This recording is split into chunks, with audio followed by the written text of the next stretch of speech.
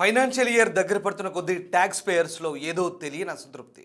ఈసారి బడ్జెట్లో మనకు మినహాయింపు ఉంటే బాగుంటుందని ప్రతి ఒక్కరూ భావిస్తుంటారు. అయితే ఇప్పటికీ కేంద్ర ప్రభుత్వం గత బడ్జెట్లో ట్యాక్స్ మినహాయింపును 12 లక్షల రూపాయల వరకు తీసుకొచ్చింది. దీంతో ప్రతి ఒక్కరు చూపు 2026 బడ్జెట్ సెషన్స్ పైనే పెట్టారు. ఈ ఏడాది కూడా మరింత ట్యాక్స్ మినహాయింపు ఉంటుందా అంటూ ఆశగా ఎదురుచూస్తున్నారు. పాత ట్యాక్స్ రిజిమ్, కొత్త ట్యాక్స్ రిజిమ్పై అనేక ఊహాగానాలు జోరందుకున్నాయి. ఈ క్రమంలో ఈసారి కేంద్రం ఎలాంటి నిర్ణయాలు తీసుకోబోతోంది?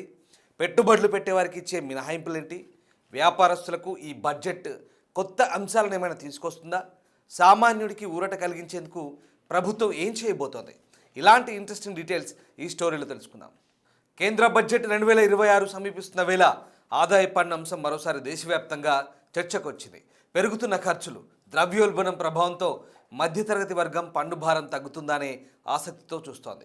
ప్రస్తుతం కొత్త పన్ను విధానంలో తక్కువ పన్ను స్లాబులు ఉన్నప్పటికీ మినహాయింపులు లేవు. మరోవైపు పాత పన్ను విధానంలో హెచ్ఆర్ఏ మినహాయింపు, ఏటీసీ, గృహ రుణ వడ్డీ, PF, PPF, LIC, ELSS, health insurance premium వంటి మినహాయింపులు ఉండడంతో చాలామంది ఇంకా అదే ఎంచుకుంటున్నారు. ఈ నేపథ్యంలో బడ్జెట్ 26లో పాత పన్ను విధానాన్ని పూర్తిగా తొలగిస్తారా, లేక కొత్త విధానాన్ని మరింత ఆకర్షణీయంగా మారుస్తారా?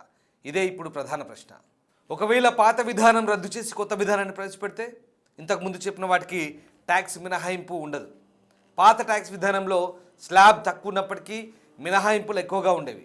అదే కొత్త ట్యాక్స్ విధానంలో స్లాబ్ ఎక్కువ ఉన్నప్పటికీ మినహాయింపులు తక్కువగా ఉన్నాయి. అయితే మీ ఆదాయం తక్కువ ఉండి మినహాయింపులు కూడా తక్కువ ఉంటే కొత్త ట్యాక్స్ విధానం చాలా ఉపయోగపడుతుంది. ఒకవేళ ఆదాయం ఎక్కువ ఉండి మినహాయింపులు ఎక్కువ కోరుకునే వారికి కూడా ఈ కొత్త విధానం పెద్దగా ఉపయోగం ఉండదు. ఇదే ఇప్పుడు వచ్చిన పెద్ద సమస్య. పైగా ఎలాంటి లావాదేవీలు జరిపినా డిజిటల్ చెల్లింపుల విధానం ప్రవేశపెట్టడంతో ప్రతి ఒక్క ట్రాన్సాక్షన్ ఇన్కమ్ ట్యాక్స్ అధికారులకు ఇట్టే తెలిసిపోతుంది. ట్యాక్స్ చెల్లింపుల నుంచి తప్పించుకోలేరు.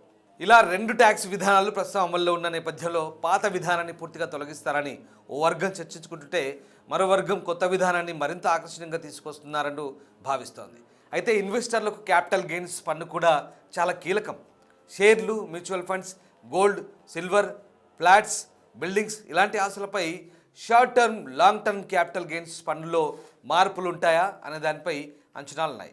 అలాగే short term gain tax, dividend పన్నుపై స్పష్టత వస్తే చిన్న పెట్టుబడిదారులకు ఊరట కలగబోతోంది.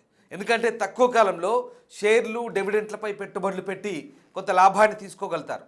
వాటిపై ట్యాక్స్ మినహాయింపు ఉంటుంది కనుక కొంత ప్రయోజనం చేకూరుతుంది. అయితే కొత్తగా తీసుకొచ్చిన విధానంలో దీనిపై సెక్యూరిటీ ట్రాన్సాక్షన్ ట్యాక్స్ అంటే ఎస్ఎస్టీని విధిస్తోంది కేంద్రం.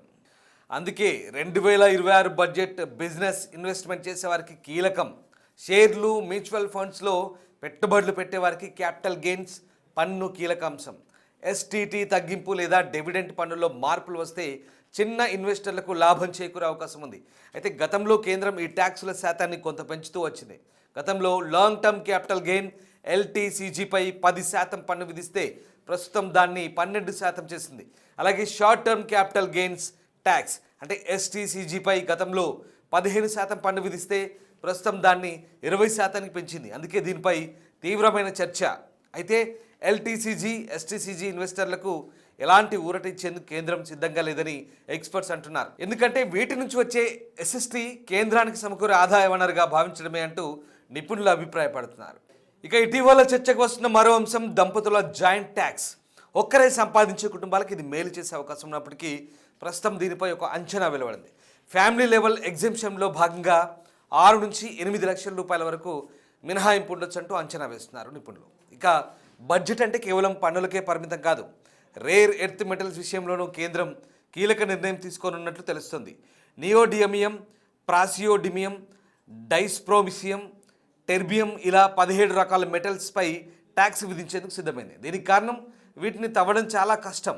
పైగా వాటిని శుద్ధి చేయడం కోసం అత్యాధునిక సాంకేతిక అవసరమని భావిస్తోంది. దీంతో వీటిపై భారీగా ట్యాక్స్ విధించాలని కేంద్రం భావిస్తోంది. ఈ మెటల్స్ను ఎలక్ట్రిక్ వాహనాల్లో, బ్యాటరీల్లో, స్మార్ట్ ఫోన్స్, రక్షణ రంగంలో ఉపయోగించనున్నట్లు ఎక్స్పర్ట్స్ చెప్తున్నారు. పైగా ఈ లోహాలన్నింటినీ చైనా నుంచి దిగుమతి చేసుకుంటున్నట్లు గణాంకాలు చెప్తున్నాయి. అయితే ఇతర దేశాలపై ఆధారాన్ని తగ్గించేందుకు ప్రభుత్వం ఎలాంటి చర్యలు తీసుకుంటుందన్న దానిపై ఈ బడ్జెట్ మాత్రం కీలకంగా మారబోతుంది.